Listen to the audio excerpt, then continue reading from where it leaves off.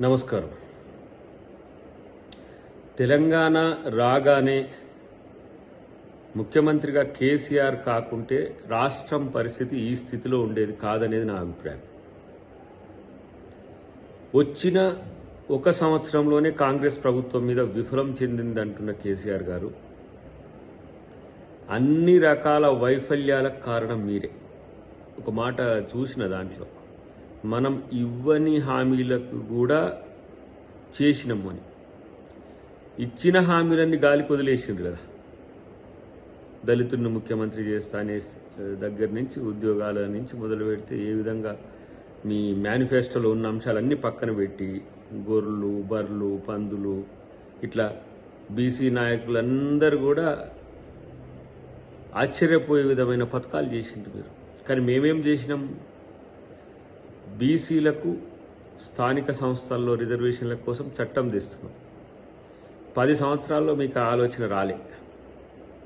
SC వర్గీకరణకు సంబంధించి నాంచిండ్రు మందకృష్ణ మాదిగ గారిని జైల్లో 2 సార్లు పెట్టిన చరిత్ర లేదు. వచ్చిన ఒక సంవత్సరంలోనే మరి కాంగ్రెస్ పార్టీ చేస్తున్నది.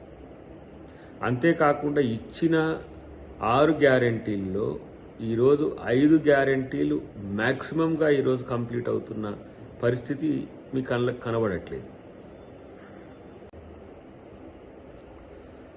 ప్రతిపక్ష నాయకుడు ఫెయిల్ అవ్వడమే కాకుండా ప్రతిపక్షమే ఫెయిల్ అయిన ఈ పరిస్థితుల్లో మీరు దిద్దుబాటు చర్యలకు దిగినా ప్రజలు నమ్మే స్థితిలో లేరు.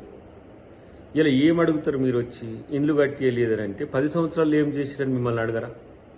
ఉద్యోగాలు ఇవ్వలేదంటే ఉద్యోగాలు ఎందుకు ఇవ్వలేదు 10 సంవత్సరాలు మిమ్మల్ని అడగరా?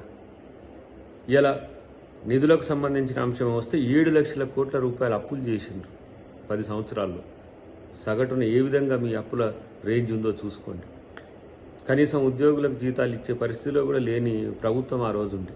ఈరోజు ఏ విధంగా ఉద్యోగులకు నెలకు 1వ తారీఖు ఎట్లా వస్తుందో చూసుకోండి. ఇదంతా పక్కన పెడితే ఇంకా తెలంగాణలో బీఆర్ఎస్ టీఆర్ఎస్ బతికి ఉంటుంది అని అనుకోవడం అనేది విడ్డూరమే. మీరు మీ పార్టీ పేరులో నుంచే తెలంగాణ అనే పదం తొలగించిన తర్వాత ఏ మొహం పెట్టుకొని ఇంకా మీరు తెలంగాణ అస్తిత్వం గురించి మాట్లాడతారు?